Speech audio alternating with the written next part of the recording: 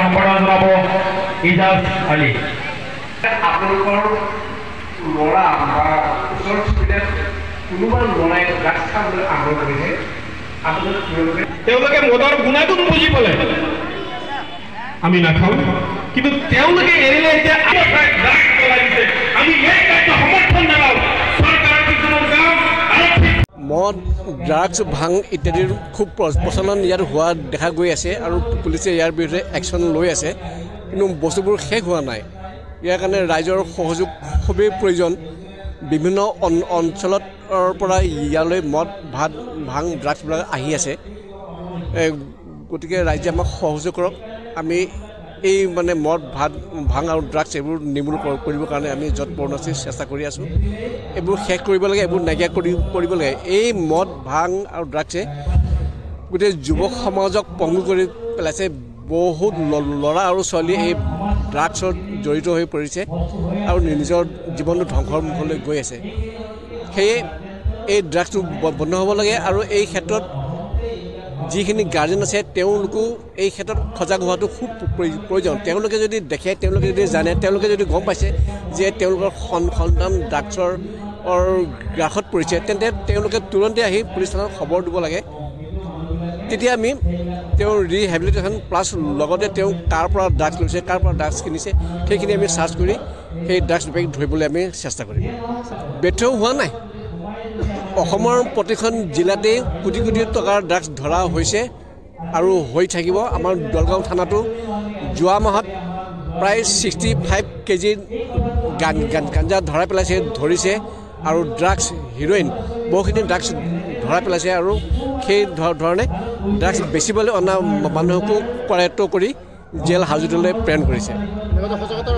হয়, মুছলিম সমাজত সজাগতা আৰু বহুত প্ৰয়োজন আছে আৰু বিশেষকৈ চাইল্ড মেৰিয়েজ আৰু নাৰী নিগৃহীতৰ পৰিমাণটো ইয়াত খুব বেছি দেখা যায় আৰু অধিক শিক্ষিত হোৱা বা কম শিক্ষিত হোৱা কাৰণেই এনেধৰণৰ ঘটনাবিলাক ঘটি আছে বুলি আমাৰ ধাৰণা হয়।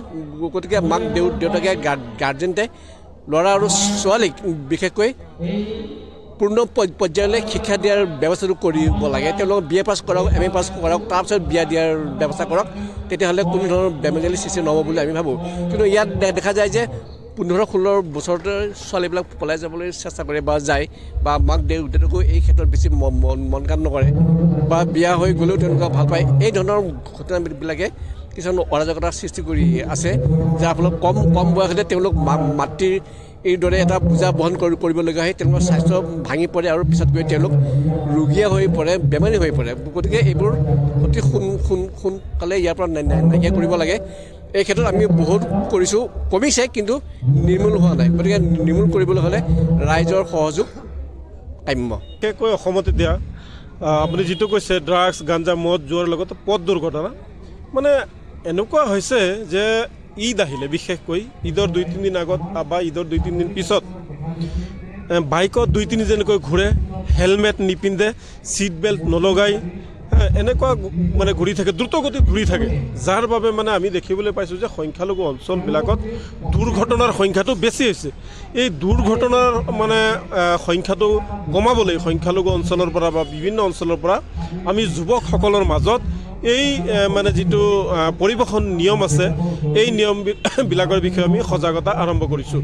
লগতে আমাৰ আৰু এটা কথা হ'ল যে আপুনি দেখিব যে অবৈধ মদ বিক্ৰী হৈ আছে বৰ্তমান। এই ৰাস্তাৰ কাষে কাষে যিবিলাক ধাবা আছে, এই ধাবাবিলাকত, পাণ দোকানত, মানুহৰ ঘৰত অবৈধ মদ বিক্ৰী কৰি আছে। গতিকে আজিৰ সভাৰ জৰিয়তে মই স্পষ্ট কৈ দিছোঁ, ইয়াতে যদি অবৈধ মদ বিক্ৰী নহয়, তেতিয়াহ'লে আমি মদৰ যিবিলাক দোকান আছে অবৈধভাৱে বিক্ৰী কৰে, সেই তাতে মদ বিক্ৰী কৰা আমি বাধা দিম, আমি বন্ধ কৰিম। গতিকে তাৰ আগতে জিলা প্ৰশাসন হওক বা আবকাৰী বিভাগে হওক, এই অবৈধ মদৰ দোকানবোৰ বন্ধ কৰিব লাগে। কোনটো সাহসত, কাৰ কমিশনাৰৰ অংকত এই অবৈধ মদৰ দোকানবোৰ চলে, এয়া প্ৰশ্ন হৈছে। তাৰোপৰি চাওক, বৰ্তমান দেখা গৈছে যে অসমত বিশেষকৈ এই আমাৰ ধৰ্মীয় সংখ্যালঘু লোকসকলৰ মাজত যিটো ৰেপ এই ৰেপৰ প্ৰক্ৰিয়াটো বৃদ্ধি হৈছে 100ৰ পৰা মানে যিটো আমি আপোনালোকৰ সংবাদ মাধ্যমত চাওঁ 100ৰ পৰা 80-70% মানে সংখ্যালঘু লোক ওলায় মানে এই ৰেপিষ্ট ওলায় গতিকে এইবোৰৰ বিৰুদ্ধে আমি এতিয়া কঠোৰৰ পৰা কঠোৰ পদক্ষেপ কৰিম প্ৰথমে আমি সজাগতা সৃষ্টি কৰিম যদি সজাগতাৰ জৰিয়তেও সংখ্যালঘু যুৱক সমাজে বুজি নাপায় তেতিয়াহ'লে সামাজিকভাৱে তেওঁলোকক বয়কট কৰা হ'ব তেওঁলোকৰ বিৰুদ্ধে আমি সমাজত আমি তেওঁলোকক মুছলমান সমাজৰ পৰা এঘৰীয়া কৰিম তেওঁলোক মৰিলে আমি তেওঁলোকৰ ঘৰত জানাজানা যাম তেওঁলোকৰ বিয়া সবাহত আমি মানে মুছলমান সমাজ যোৱাৰ পৰা বিৰত থাকিব লাগিব কাৰণ এই সাধাৰণ কেইটামান ৰেপিষ্ট পাখণ্ডই আমাৰ মুছলমান সমাজখনক মানে বৰ বেয়ালৈ ৰূপান্তৰিত কৰিছে আমি বৰ কষ্ট পাওঁ নিজৰ পৰিচয় দিবলৈ যে এনেকুৱা আৰু ৰাইজকো আহ্বান জনাওঁ যে কিছুমান পাখণ্ডৰ কাৰণে সমগ্ৰ মুছলমান জাতিটোক আপোনালোকে দোষাৰোপ নকৰিব মুছলমানে কেতিয়াও বেয়া কামৰ স্বাৰ্থত কাম নকৰে মুছলমানে কেতিয়াও ৰেপিষ্টৰ স্বাৰ্থত কাম নকৰে অনুৰূপ মাজবাট আৰু ঢেকীয়াজুলিৰ যি আছে আমিও ইয়াৰ মানে এই ৰেপিষ্টৰ আমি ফাঁচি দিয়াৰ দাবী জনাইছোঁ আমিও ফাষ্ট ট্ৰেক আদালতৰ জৰিয়তে এওঁলোকৰ কঠোৰৰ পৰা কঠোৰতম শাস্তি দিয়াৰ বাবে আমি আপোনালোকৰ জৰিয়তে দাবী জনাইছোঁ